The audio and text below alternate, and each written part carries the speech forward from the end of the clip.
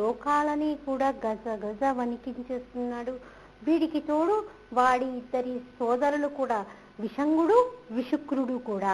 వీడు కూడా అందరినీ కూడా ఏ రకంగా అయితే బాధించాలో ఆ రకంగా బాధిస్తూ ఉన్నాడు.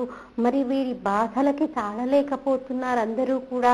ఏ రకంగా వీడి నుంచి మనకి విముక్తి కలుగుతుంది అని అందరూ కూడా ఆలోచిస్తూ ఉన్నారు. మరి భండాసురుడికి ఏదైనా ఒక రాజ్యం ఉండాలి కదా పరిపాలించటానికి. ఈ భండాసురుడు పరిపాలించటానికి ఏర్పాటు చేసుకున్నటువంటి రాజ్యం ఏదో తెలుసా? శూన్యక నగరము. మనకి మన సంస్కృతంలో మనకి ఈ పేర్లు చూస్తేనే అర్థమైపోతుందండి వాడు ఎలాంటి వాడో అని. మనం మొన్న చెప్పుకున్నాము, భండు అంటే చీచి, అంటే మనం చీచి అనడానికి ఏవేవైతే దుర్గుణాలు ఉన్నాయో అవన్నీ ఉన్నటువంటి వాడు ఈ భండు అని మనం తెలుసుకున్నాము. మరి శూన్యకు నగరము అనేసరికి శూన్యం అంటేనే తెలుస్తుంది. అలాంటి నగరాన్ని వీడు పరిపాలిస్తూ ఉన్నాడు. అలాగే వీడి రథం ఏంటి? వీడి రథం కూడా అలాగే చాలా విచిత్రంగా ఉంటుంది. వీడి పట్టుకునేటటువంటి ఆయుధాలు కూడా అంత విచిత్రంగానూ ఉంటాయి. వీడి సోదరులైనటువంటి విషంగుడు విశుక్రుడు కూడా ఏంటి, ఒకళ్ళు పాతాళ లోకంలో, ఒకళ్ళు వచ్చేసి స్వర్గలోకంలో ఉన్నటువంటి వాళ్ళని బాధిస్తూ అసలు ఎటువంటి ఆనందము లేకుండా చేస్తూ ఉన్నారు. వీడు చేస్తున్నటువంటి పనుల వల్ల ఎవరిలో కూడా సత్తువ లేకుండా పోయింది. ఆఖరికి దేవతలకి సహితము హవిస్సు లేకుండా చేసేసరికి వారు కూడా నీరసించిపోయారు. ఎటువంటి మోహము లేకుండా, ఎటువంటి కామము లేకుండా అందరినీ కూడా నిస్సత్తువ ఆవరించింది. నిజానికి మన మనసు చాలా బాధగానో లేకపోతే చాలా బలహీనంగానో ఉందనుకోండి, ఎంత చక్కటి పాట విన్నా మన మనసు రంజిల్లుతుందా, ఎంత చక్కటి నాట్యాన్ని చూస్తున్నా మన మనసు ఏమైనా పారవస్యాన్ని పొందుతుందా? లేదే. అందరి మనసులు కూడా అలాగే తయారైపోయాయి. ఈ భండు చేస్తున్నటువంటి కార్యక్రమాల వల్ల ప్రతి ఒక్కరి మనసు కూడా నిస్సత్తువగా తయారైపోయి దేనిలో కూడా ఆసక్తి లేకుండా, ఒక పాట చూస్తున్నా, ఒక నాట్యాన్ని చూస్తున్నా, దేవతలకి సైతము కూడా అసలు శక్తి లేకుండా తయారైపోయారు. ఏది చూస్తున్నప్పటికీ కూడా మనసు స్తబ్దుగా అయిపోయింది. ఏది చూసినా చలనం లేకుండా అయిపోయారు ప్రతి ఒక్కరూ కూడా. మరి అలాంటి తరుణంలో మరి ఏం చేస్తారు? ఇంత నీరసంగా ఉన్నటువంటి వాడి మీద యుద్ధం చేయగలరా? యుద్ధం చేసినప్పటికీ వాటి మీద గెలుస్తామన్నటువంటి ఆలోచన ఏమన్నా ఉంటుందా? ఎటువంటి ఆలోచన ఉండదు. పైగా వాడు ఏం చేసేవాడు? రాక్షసుడైనప్పటికీ కూడా ఇంతమందిని ఇన్ని రకాలుగా బాధ పెడుతున్నప్పటికీ కూడా వాడి నిత్యానుష్ఠానాన్ని మటుకు వాడు తప్పేవాడు కాదు.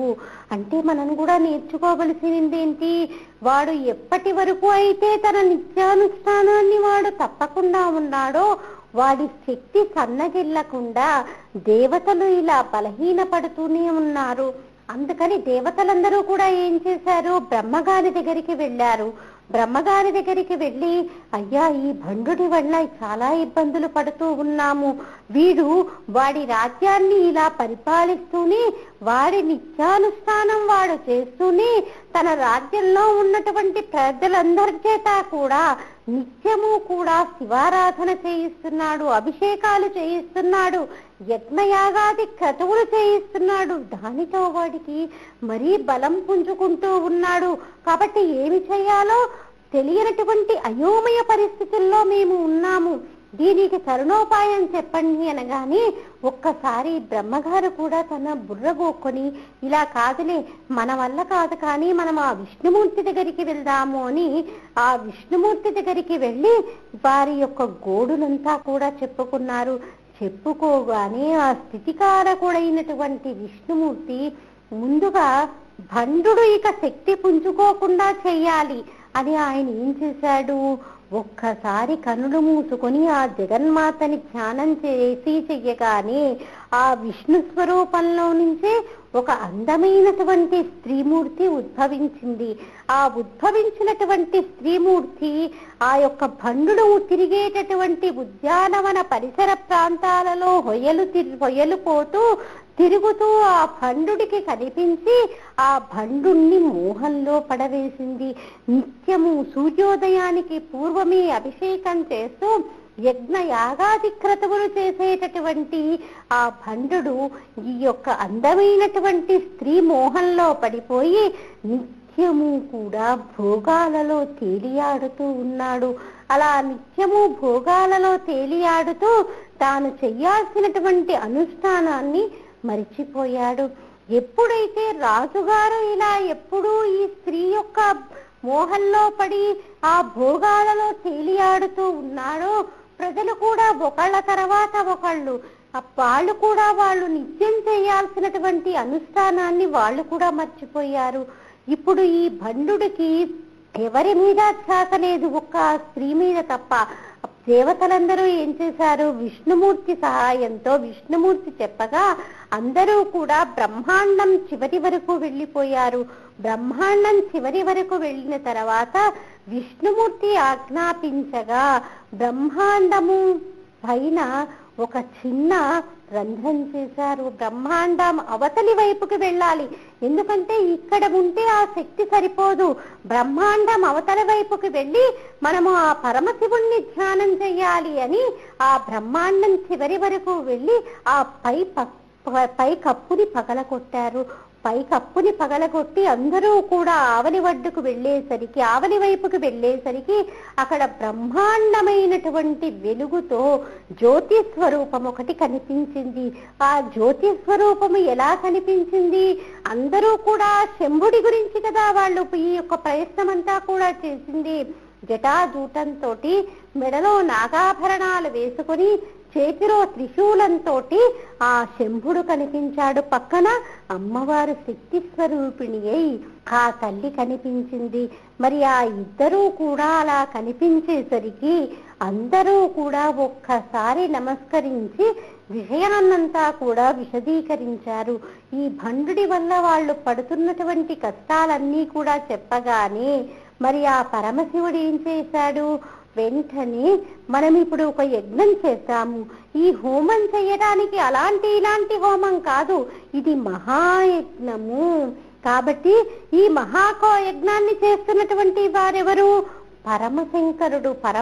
ఈ యొక్క శంకరుడు చేస్తున్నాడు. కాబట్టి మహాభైరవ పూజిత భైరవ రూపంలో ఉన్నటువంటి పరమశివుడు ఆ యజ్ఞాన్ని చేస్తున్నాడు. కాబట్టి లలితా సహస్రనామాలలో మహాభైరవ పూజిత అనేటటువంటి నామం ఉంది. ఆ మహాభైరవుడు పూజించాడు, మహాయజ్ఞాన్ని చేశాడు. కాబట్టి ఆ తల్లికి ఆ నామం.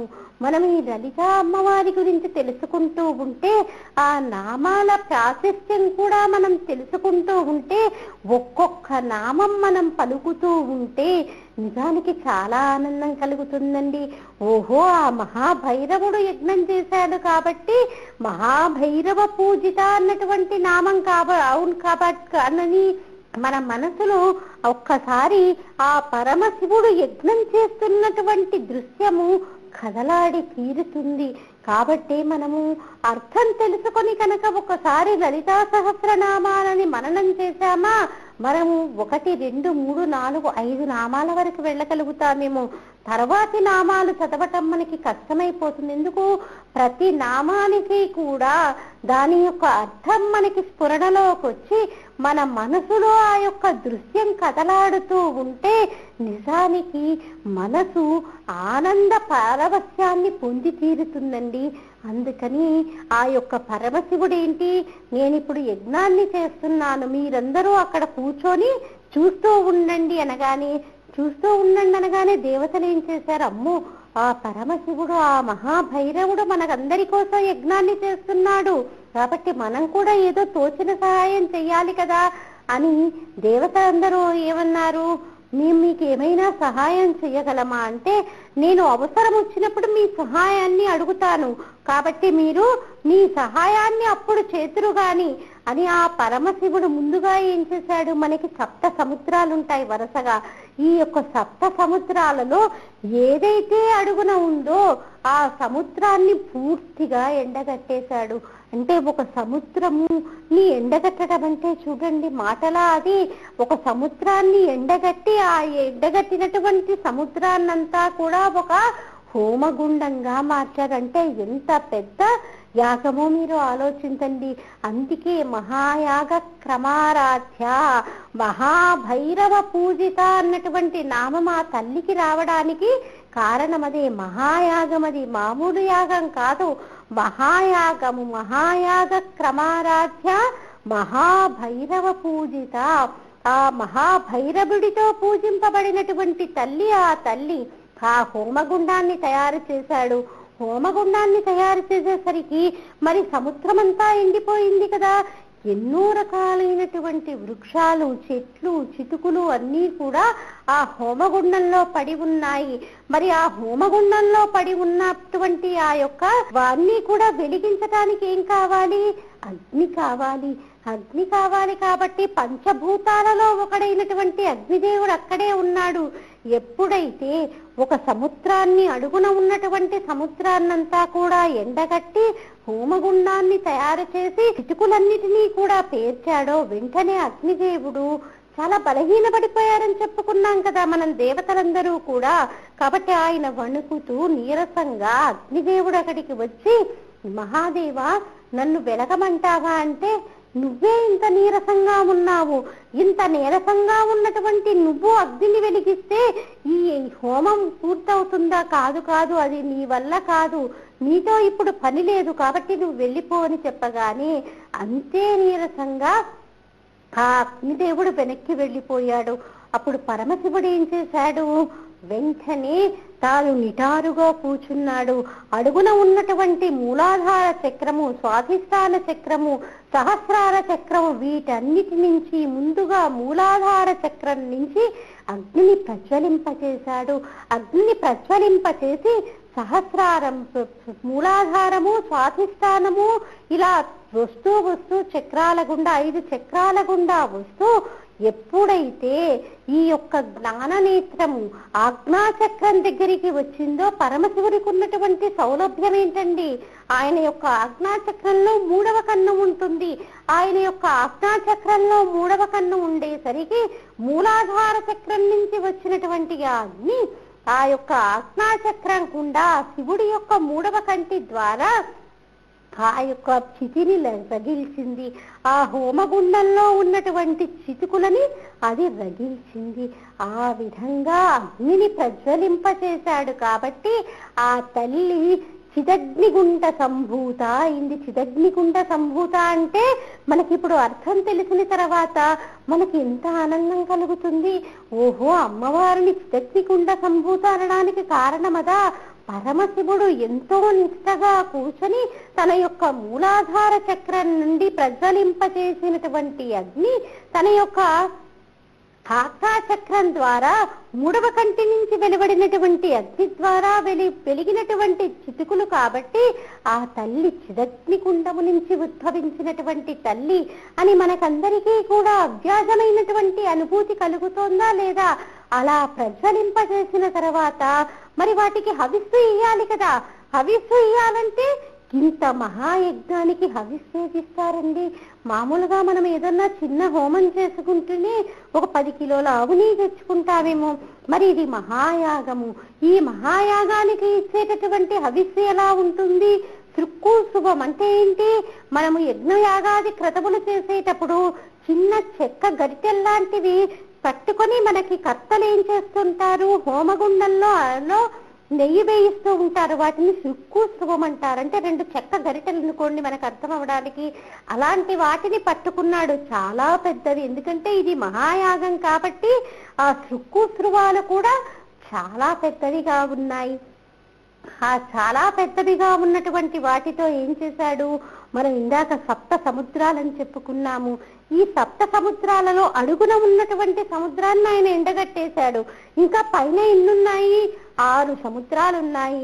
ఈ 6 సముద్రాలని ఏం చేశాడు ఆయన, తన శృక్కుశృవాలతోటి ఒక్కొక్క సముద్రాన్ని హవిస్సుగా తీసుకుని అందులో వేయటం మొదలు పెట్టాడు. పైన ఉన్నటువంటి 6 సముద్రాలు ఏంటి? దధి సముద్రము, క్షీర సముద్రము, మధు సముద్రము, ఘృత సముద్రము. ఇలా 6 రకాల సముద్రాలంటే, ఘృతము అంటే నెయ్యితో కూడుకున్నటువంటి సముద్రము, మధు సముద్రం అంటే తేనెతో కూడుకున్నటువంటి సముద్రము, ఘృత సముద్రము అంటే నెయ్యి, దధి సముద్రము అంటే పెరుగుతో కూడుకున్నటువంటి సముద్రము, అన్నిటికంటే పైన ఉన్నటువంటిది క్షీర సముద్రము, పాల సముద్రము. అలా ఒక్కొక్క సముద్రాన్ని తీసుకొని ఆ హవిస్సుని ఆ హోమగుండంలో వేస్తూ ఉన్నాడు. ఇలా హోమగుండంలో వేస్తూ ఉంటే చివరికి ఏం చేశాడు, ఈ 6 సముద్రాలని హవిస్సుగా వేయటం అయిపోయిన తర్వాత మరి హవిస్సుని ఇలా వేశారండి. ఇవన్నీ ఏదో మీరు అభూత కల్పనలు చెప్తున్నారు, నిజానికి ఇది జరిగే విషయమా అంటే మనకి వైజ్ఞానికంగా కూడా ఇది నిరూపించబడిందండి. ఎందుకంటే మనకి అసలు ఆకాశం అంటేనే ఏంటి, అనంతమైనటువంటిది. అనంతమైనటువంటిది, ఎంతో తేజోపూరితమైనటువంటిది, ఎంతో శక్తివంతమైనటువంటిది. అంటే ఇన్ఫినిటివ్. మనకు ఆకాశానికి ఏదన్నా హద్దు ఉందా? హద్దు లేదు కాబట్టి అది ఇన్ఫినిటివ్. సముద్రానికి ఏదైనా హద్దు ఉందా? హద్దు ఉండదు. మనం ఒక ఒడ్డున నుంచి మనం ఒక సముద్రాన్ని చూస్తూ ఉన్నామనుకోండి, ఇంకొక ఒడ్డుని చూడగలుగుతామా? చూడలేము. కాబట్టి అది కూడా మనకి ఒక రకంగా ఇన్ఫినిటివ్. ఎక్కడ చూసినా కూడా అది కనిపిస్తూనే ఉంటుంది ఆ ఒడ్డు చివర వరకు కూడా. మరి ఇలాంటివి ఎన్నో రేస్, అంటే ఎన్నో రకాలైనటువంటి లేయర్స్ పైన ఒకదాని తర్వాత ఒకటి, ఒక గ్రహం దగ్గర ఒకటి ఏర్పడి ఉన్నాయని మనకి వైజ్ఞానికంగా కూడా నిరూపించబడింది. అందుకే కదా ఇప్పుడు చంద్రగ్రహం పైన ఉండటానికి, అంగారక గ్రహం పైన ఉండటానికి నివాసయోగ్యమైనటువంటివన్నీ కూడా మన శాస్త్రజ్ఞులు తరచి చూస్తున్నారు. పైగా ఎంతో మంది శాస్త్రజ్ఞులు మన భారతీయుల యొక్క శక్తి సామర్థ్యాలని ఎంతో గొప్పగా చెప్పుకున్నారండి. వాళ్ళకి తెలియనటువంటివి లేవు. ఇలాంటివన్నీ కూడా వాళ్ళు ఎన్నో వేల ఏళ్ల క్రితమే వాళ్ళు తరచి చూశారు. వారి యొక్క ఋషులు వారికి పుస్తకంలో దీన్ని ఇనుమడింపచేసి వారికి ఈ విజ్ఞానాన్నంతా కూడా అనుగ్రహించారు అని మన దేశస్థులు కాదు, విదేశీయులు కూడా దీన్ని ఒప్పుకున్నారు. మనమే ఏం చేస్తుంటామంటే మన ఋషుల యొక్క జ్ఞానాన్ని మనం బేరీజు వేయలేక, అయ్యో అక్కడ దేశస్థులు ఇవన్నీ కనుక్కున్నారండి అని మనం చెప్పుకుంటామే కానీ మన ఋషులు ఎంతో తెలివిగా వాటిని అంచనా వేసి ఎప్పటి నుంచో మనకి వాటిని అనుగ్రహించారు. ఇలా పరమశివుడు కూడా ఏం చేశాడు, ఈ 6 సముద్రాలని కూడా హవిస్సుగా వేశాడు. హవిస్సుగా వేసినప్పుడు మరి చుట్టుపక్కల దేవతలందరూ కూడా ఉన్నారు, నీరసించినటువంటి దేవతలు ఉన్నారు. ఒక్కసారి వారందరినీ చూసి ఇప్పుడు మీకు ఒక పని చెప్తాను అన్నాడు. అనగానే దేవతలందరూ కూడా ఏమిటి ఆజ్ఞ అన్నట్టుగా చూశారు. ఎందుకంటే అందరూ కూడా చాలా విసిగిపోయి ఉన్నారు. ఈ నీరసమైనటువంటి దేహాలతోటి ఇలా శుష్కించిపోయి ఇక మేమేమి చేయగలుగుతాము, దీనికంటే అసలు ప్రాణత్యాగమే మిన్నా అన్నటువంటి స్థితికి వచ్చేశారు. కాబట్టి వాళ్ళందరూ కూడా ఎప్పుడెప్పుడు ఈ శంభుదేవుడు ఏం చెప్తాడా అని ఎదురు చూస్తూ ఉన్నారు. కాబట్టి శంభుదేవుడు మీకు ఒక పని చెబుతాను అనగానే అందరూ కూడా అలర్ట్ అయ్యారంటారు. చూసారా, ఏదైనా విషయాన్ని మనం చాలా శ్రద్ధగా వినేటప్పుడు, మనకి ఇష్టమైనటువంటి విషయాన్ని చెప్పేటప్పుడు అందరం కూడా చాలా అలర్ట్ గా, అంటే ఏకాగ్రత అంతా కూడా దాని మీదే పెట్టి శ్రద్ధగా వింటూ ఉంటాము. ఎదుటి వాళ్ళు ఏమి చెబుతారా, ఎప్పుడు వారు ఆజ్ఞాపిస్తారా అని వారి ఆజ్ఞ కోసం ఎదురు చూస్తూ ఉంటాము. అలాగే దేవతలందరూ కూడా ఎప్పుడైతే ఈ శంభుదేవుడు ఈ రకంగా పిలిచాడో వెంటనే వాళ్ళందరూ కూడా అలర్ట్ అయ్యి ఏమిటి ఆజ్ఞ అని చెప్పాడు. చెప్పగానే వెంటనే ఆయన ఏం చెప్పారంటే, మీరందరూ కూడా వచ్చి ఈ హోమగుండంలో దూకండి అని చెప్పారు. మీరందరూ కూడా వచ్చి హోమగుండంలో దూకండి అనగానే వాళ్ళందరూ కిమ్మనలేదు, ఏమీ మాట్లాడలేదు. ఏమీ మాట్లాడకుండా ఏం చేశారు, ఒక్కొక్కరు వచ్చి వారి పేరు చెప్పుకొని ఆ హోమగుండంలో పరివారంతో సహా దూకుతున్నారు. నేను అగ్నిదేవుణ్ణి, నేను నా పరివార సహితంగా నేను ఈ హోమగుండంలో దూకుతున్నాను అని చెప్పుకుంటూ వారి పరివార సహితంగా అక్కడ ఉన్నటువంటి దేవతలందరూ కూడా హోమగుండాల్లో దూకారు.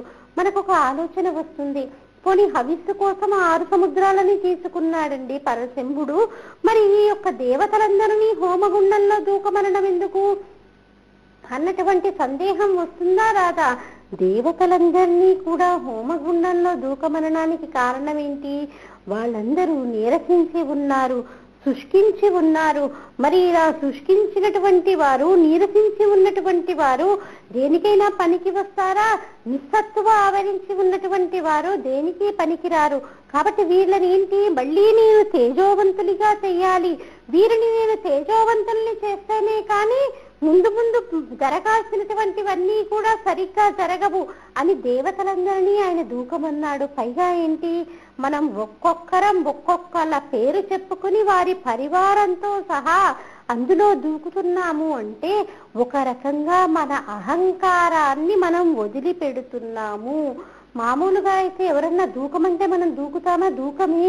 కానీ ఎప్పుడైతే మనలో ఉన్నటువంటి అహంకారం లేకుండా ఎదురుగా కూర్చున్నటువంటి వాడు నా గురువు చితిలో దూకమున్నా నేను దూకాల్సిందే అని గురువాజ్ఞని ఎలా శిరసావహించాలో తెలిసి ఉన్నటువంటి వారు కాబట్టి గురువు ఏ పని చెప్పినప్పటికీ కూడా అది మాకు మంచి జరగడానికే ఆ గురువు గారు చెప్పారు అన్నటువంటి ఆలోచన ఉన్నవారు కాబట్టి, శంభుదేవుణ్ణి ఒక గురువుగా ఎంచుకున్నటువంటి వారు కాబట్టి వారు మాట్లాడకుండా వారు వారి అహంకారాన్ని వదిలిపెట్టేసి దేవతలందరూ కూడా ఆ చిదగ్ని కుండంలోకి దూకారు. మనము కాత్యాయని వ్రతాలని జూన్ మొదటి వారంలో చేయడానికి నిశ్చయించుకున్నామమ్మా. ఈ కాత్యాయని వ్రతాన్ని చేసుకున్నంత మాత్రాన వివాహానికి ఆలస్యంగా అంటే వివాహానికి ఆటంకంగా జాతకంలో ఏవైనా దోషాలుంటే అవన్నీ కూడా తొలగింపబడతాయి. వివాహం శీఘ్రగతిన జరుగుతుంది. కాబట్టి వివాహానికి ఎవరైతే సిద్ధంగా ఉన్నారో యువతులై ఉండొచ్చు, యువకులై ఉండొచ్చు, వారందరూ కూడా ఈ కాత్యాయని వ్రతం చేసుకోవచ్చు. ఎవరికైతే ఆసక్తి ఉందో వారు సంప్రదించాల్సినటువంటి టెలిఫోన్ నెంబర్ 8125126111 ని సంప్రదించగలరు. స్వస్తి.